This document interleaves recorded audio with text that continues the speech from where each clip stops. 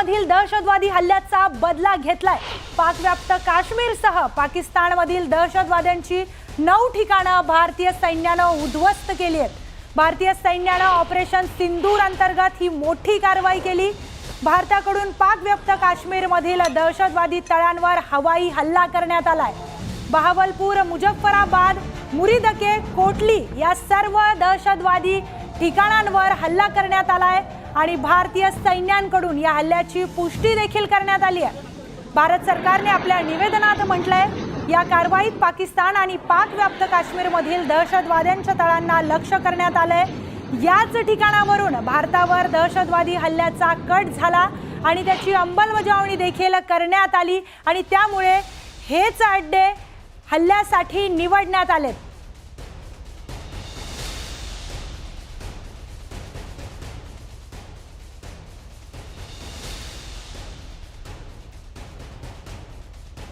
दरम्यान पाकिस्तानच्या कोणत्या ठिकाणांवर हे हल्ले करण्यात आले त्यावर एक नजर टाकूया ग्राफिक्सच्या माध्यमातून। दरम्यान बहावलपूरमध्ये हल्ला झालाय, दुसरा म्हणजे मुरीदके इथे हल्ला झालाय, तिसरा कोटली, बिंबर, सियालकोट आणि मुझफ्फराबाद म्हणजे पीओके आणि पाकिस्तान या दोन्ही भागात हल्ला झालेला आहे। गुलपूर देखील त्याच्यात आहे।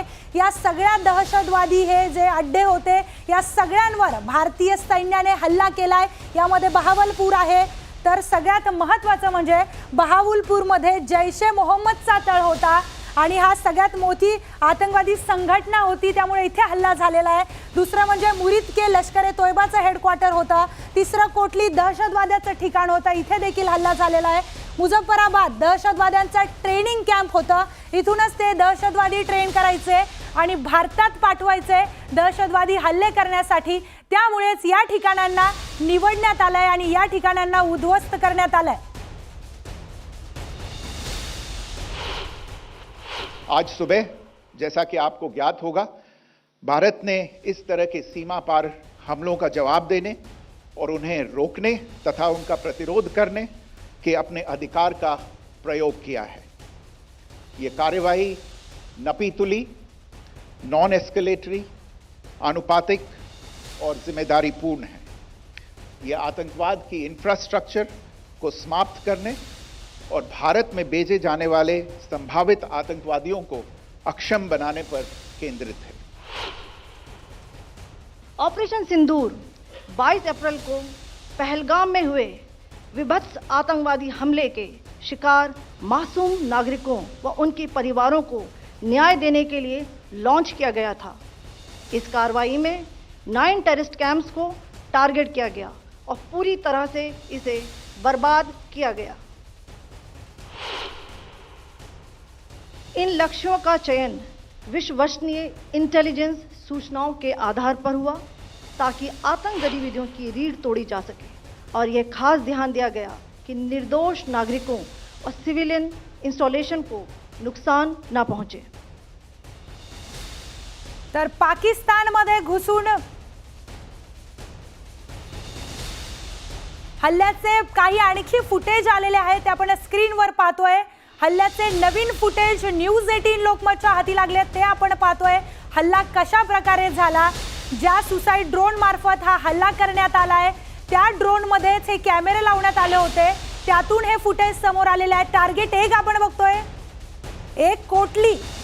पाकिस्तानमध्ये घुसून भारताने दहशतवाद्यांच्या नांग्या ठेचल्यात। स्क्रीनवर आपण व्हिडिओ बघू शकतो। पहलगामच्या बैसरण व्हॅलीत निरपराध 26 पर्यटकांना गोळ्या घालण्यात आल्या, त्या निष्पाप जीवांचा तिथे मृत्यू झाला आणि याचाच सडेतोड उत्तर भारताने दिलंय। हा नवीन व्हिडिओ समोर आलाय, स्क्रीनवर आपण पाहतोय कसा दहशतवाद्याच्या नांग्या भारताने ठेचल्यात। पाकिस्तानमध्ये घुसून भारतीय वायुदलाने ही एअर स्ट्राईक केली आणि लष्कर तोयबा तसंच जैशे मोहम्मद आणि हिजबुल्लाचे हेडक्वार्टर आणि दहशतवादी स्थळे देखील निस्तनाबूद केली आहे। भारतीय लष्कराचं हे सर्वात मोठं यश म्हटलं जात आहे। ऑपरेशन सिंदूर मधील पहिलं टार्गेट म्हणजे अब्बास दहशतवादी कॅम्प।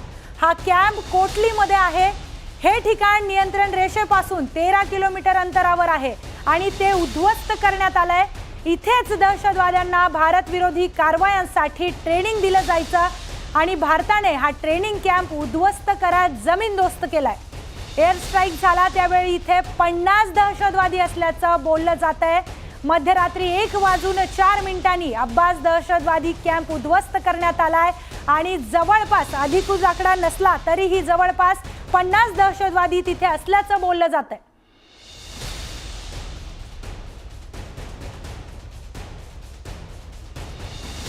दरम्यान ऑपरेशन सिंदूर नेमकं काय आहे हे ग्राफिक्सच्या माध्यमातून आपण समजून घेऊया। पहलगाममध्ये धर्म विचारून अनेकांवर गोळीबार करण्यात आलाय आणि या गोळीबारामधून तो सिंदूर ऑपरेशन निर्माण झालंय। दहशतवाद्यांनी महिलांना सोडून त्यांच्या पतीला मारलंय। दरम्यान अनेक महिलांच्या कपाळावरचं कुंकू पुसलं होतं आणि त्यामुळेच या ऑपरेशनला सिंदूर नाव देण्यात आलंय। महिलांच्या डोळ्या देखत त्यांच्या पतीवर गोळ्या झाडण्यात आल्या। महिलांच्या डोळ्या देखत त्यांच्या पतीवर गोळ्या झाडण्यात आल्या। प्रत्युत्तर देण्यासाठी ऑपरेशन सिंदूर नाव ठरवण्यात आलं आणि ऑपरेशन सिंदूर यशस्वीपणे पार पडलंय। दरम्यान भारतीय सैन्य दलाकडून दहशतवाद्यांचे तळ ऑपरेशन सिंदूरच्या माध्यमातून उद्ध्वस्त करण्यात आले। ऑपरेशन सिंदूरच्या माध्यमातून दहशतवाद्यांना चांगलाच धडा शिकवलाय भारतीय सैन्याने। महिलांचं कुंकू पुसण्याची हिम्मत केली तर युद्ध मांडलं जाईल हा स्पष्ट संदेश अख्ख्या जगाला भारताकडून देण्यात आलाय। हमले की साजिश रचने वालों को उनकी कल्पना से भी बड़ी सजा मिलेगी। सजा मिलकर के रहेगी।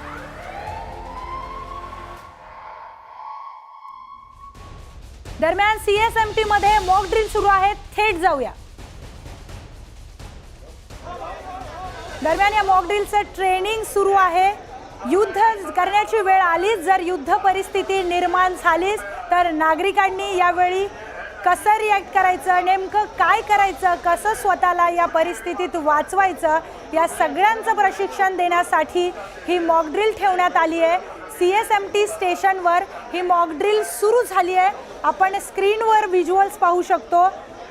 नेमकं घटनास्थळी जर कुणाला मार लागला, कुणावर हल्ला झाला तर त्या व्यक्तीला कसं वाचवायचं, व्हॉलंटरी तिथे व्हॉलंटियर्स पण अनेक दिसत आहेत, त्यांनाही ट्रेनिंग देण्यात येत आहे की आपत्कालीन परिस्थितीत कसं नागरिकांची मदत करायची, कसं त्यांना जीवनदान द्यायचं, कसं त्यांना सुरक्षा स्थळी न्यायचं, या सगळ्या गोष्टींसाठी भारतात मॉक ड्रिल आयोजित करण्यात आली आणि हीच मॉक ड्रिल सीएसएमटी स्टेशनवर लाईव्ह सुरू आहे।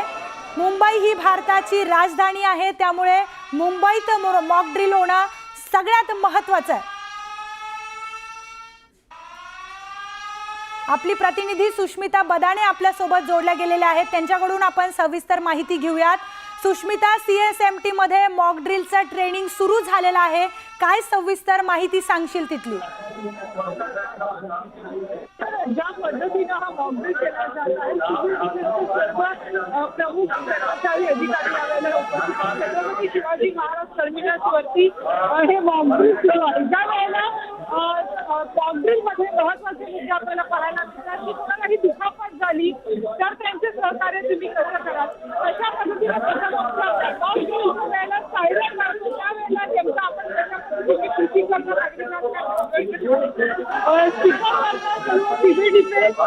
अधिकाऱ्यांकडून सूचना दिल्या जात आहेत आणि या सूचनांचं पालन करत पहिल्या टप्प्यामध्ये मदत कशी करायला हवी, आपत्कालीन परिस्थितीमध्ये त्यांना सहकार्य कसं करायला हवं ते आपल्याला पाहायला मिळतंय। ते फर्स्ट एड आहे आणि एखाद्याच्या पायाला ज्या वेळेला इजा होते त्यावेळेला त्याला मलमपट्टी करत असताना काय काळजी घ्यायची, सहकार्याने आपत्तीजनक परिस्थितीमधनं आपण बाहेर पडू शकतो कसं करायचं, अशा पद्धतीनं हे सर्व सगळं सुरू आहे। आता जी स्टडी बनवलेली आहे पेशंटची वाट न बघता तुम्ही एखाद्याला कसं उचलून नेऊ शकतात। हातामध्ये अवघं व्यक्तींनी धरलेला आहे आणि हाताचा जो आपण प्रेशर सारखा करून त्यांना बचाव करण्याचं काम हे करत आहे। एखाद्याच्या डोक्याला इजा झाली तर त्यावेळेला कसं बघा। निश्चितच सुष्मिता, धन्यवाद आपण दिलेल्या सविस्तर माहितीसाठी। दरम्यान छत्रपती शिवाजी महाराज टर्मिनल्स इथे हे मॉक ट्रेनिंग सुरू आहे।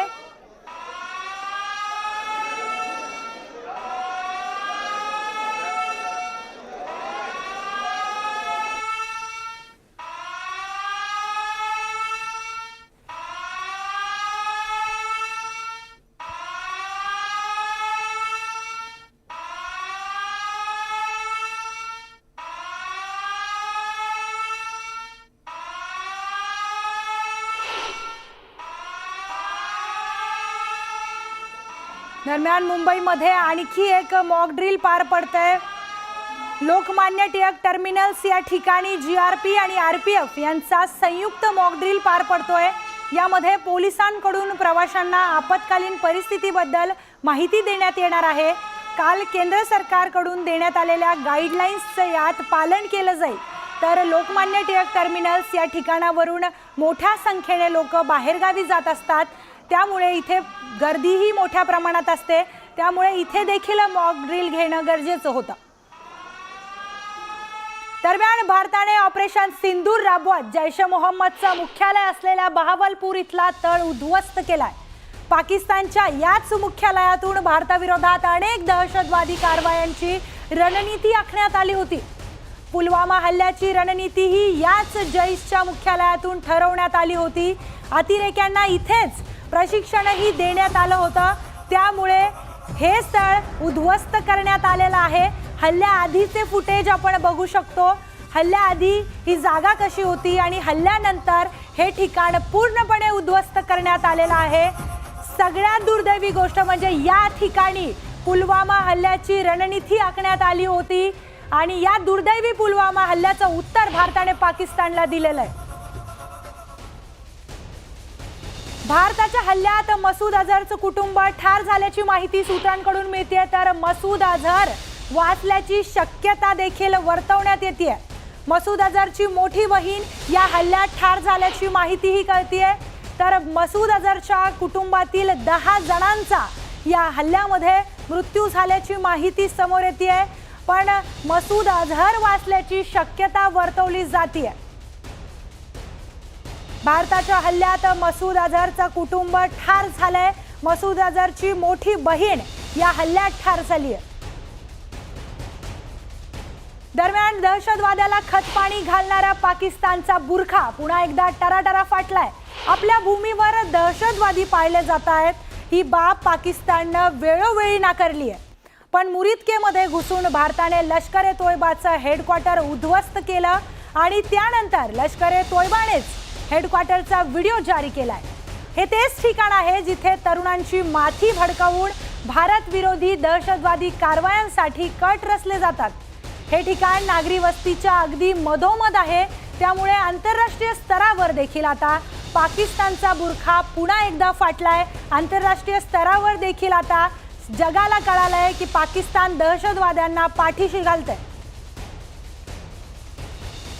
याचबरोबर भारतीय सैन्याने ऑपरेशन सिंदूरद्वारे पाकिस्तानातील 4 आणि पाकव्याप्त काश्मीरमधील 5 दहशतवादी तळं उद्ध्वस्त केली आहेत। भारतीय सैन्याने मुझफ्फराबाद, बहावलपूर, कोटली, चाकमरू, गुलपूर, भिंबर, मुरिदके आणि सियालकोट या ठिकाणी एकापाठोपाठ 9 ठिकाणी हल्ले केलेत। या कारवाईत पाकिस्तानातील तब्बल 6 मोठ्या दहशतवाद्यांचा खात्मा करण्यात भारताला यश आलंय आणि या कारवाईत लष्कर ए तोयबाचे 6 दहशतवादी ठार करण्यात आले। हाफिज अब्दुल मलिक, मुदस्सिर बकास आणि हसन सहान मकसूद अशी ठार झालेल्या दहशतवाद्यांची नावं आहेत।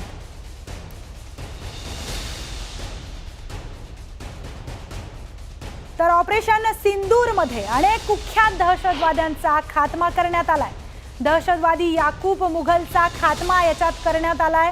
दरम्यान ऑपरेशन सिंदूरमध्ये याकूब मुघल ठार झालाय।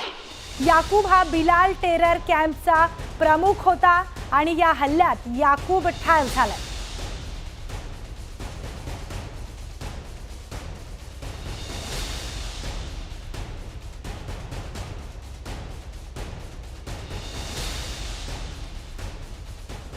दरम्यान हाफिज सईदच्या जवळचा सहकारीही मारला गेलाय अशी माहिती समोर आली आहे। तो हाफिज सोबत भारताविरुद्ध अनेक कट रचण्यात सहभागी होता। हाफिजचा जवळचा सुरक्षा प्रमुख तो असायचा। मरकज तय्यबाचे सुरक्षा अधिकारी खालिद अबू अक्सा हे देखील मारले गेलेत। मुरीदके सेंटरच्या सुरक्षेची जबाबदारी त्याच्यावर होती। शेखपुरा मुरीदके हे पंजाब पाकिस्तानमध्ये राहत होते आणि भारताने केलेल्या हल्ल्यात ते मारले गेलेत।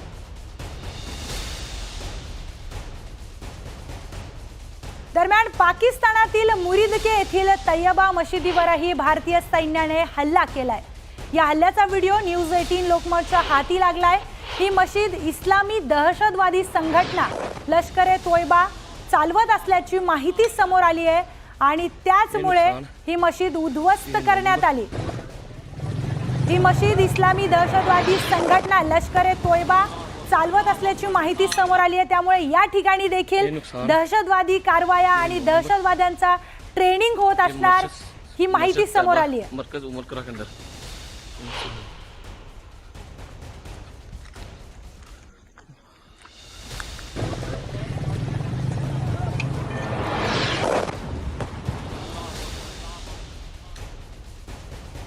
याचबरोबर